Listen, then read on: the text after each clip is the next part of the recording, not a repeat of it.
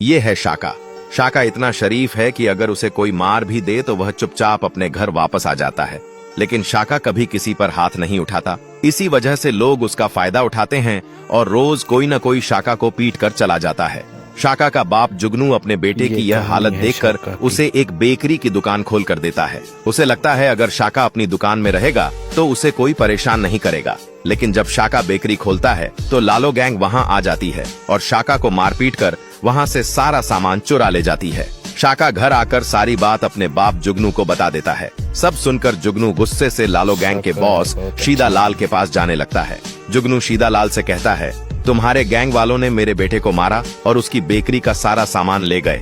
मुझे उस नुकसान का अजाला चाहिए। पहले तो शीदा लाल जुगनू को पहचानता नहीं कि यह कौन है, लेकिन अचानक ही वो जुगनू से माफी मांगने लगता है और तुरंत पैसे देकर उसे वापस भेज देता है। यह सब देखकर शीदा लाल का छोटा भाई मीरा लाल हैरान हो जाता है और शीदा से कहता है, भाई मैंने कभी आपको किसी से माफी मांगते नहीं देखा, आज क्या हो गया?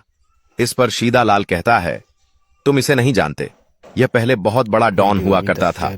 इसके नाम से हर कोई डरता था। इसकी गैंग का नाम शीरा गैंग था, लेकिन फिर इसने सब कुछ छोड़ दिया और गायब हो गया। किसी को नहीं पता कि इसने गैंग क्यों छोड़ी। आज 10 साल बाद यह नजर आया है। भूलकर भी इससे पंगा मत लेना अगर जान प्यारी है। अब सवाल ये है, अगर जुगनू इतना बड़ा डॉन था तो वो 10 साल तक गायब क्यों रहा? जानिए अगले पार्ट में। शाका जानवरों की मंडी में एक गुमनाम सा व्यापारी था जिसके पास कुछ दुबली बकरियां और एक पुरानी भैंस थी। वह खुद जानवरों को नहलाता, चारा डालता और सादा मगर सच्चा सौदा करता था। मगर जब उसने देखा कि बेईमान व्यापारी एक ही दिन में वह कमा लेते हैं जो वह महीनों में नहीं कमा पाता, तो उसके दिल में खोट आ गया। पहले उसने कमजोर जानवर महंगे दामों पर बेचने के लिए छोटे मोटे फरेब आजमाए। फिर झूठ उसकी आदत बनता चला गया और वह बीमार जानवर भी छुपाकर बेचने लगा। किस्मत ने साथ दिया तो उसका कारोबार फैलता गया और शाका मंडी का बड़ा नाम बन गया। उसके बाड़े भर गए, नौकर चाकर बढ़ गए और घमंड उसकी आवाज में बोलने लगा। मगर उसने इस तरफ ध्यान नहीं दिया कि लालच के चक्कर में वह जानवरों को गलत दवाइयां और मिलावटी चारा खिला रहा है। एक अंधेरी रात बारिश के बाद जहरीली बीमारी ने पूरे बाड़े को घेर लिया और सुबह सूरज निकलने से पहले ही उसकी मेहनत और फरेब दोनों दम तोड़ चुके थे।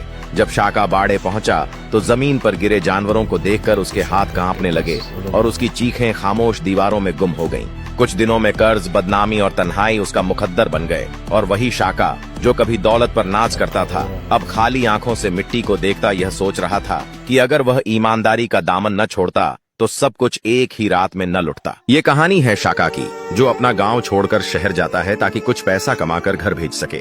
शाका को एक अच्छी कंपनी में नौकरी मिल भी जाती। कालिया डॉन ने पूरी एक गैंगस्टर की आर्मी बना रखी है जिसे पार कर कालिया डॉन को मारना मुश्किल है। ये सुनकर शाका बशीरा से कहता है, क्या पुलिस कुछ नहीं करती? इस पर बशीरा कहता है, यहाँ कालिया डॉन का राज चलता है, यहाँ पुलिस का आना बेकार है। एक बार एक पुलिस ऑफिसर चढ़ी लाल अपनी फोर्स लेकर कालिया के एरिया में गया था। कालिया ने उसे भी पकड़कर अपना बंदी बना लिया। ये सब सुनने के बाद शाका खुद मजदूर बनकर वहां जाने का सोचता है। तो क्या शाका अपना भाई जोजो को बचा पाएगा? देखिए अगले पार्ट में।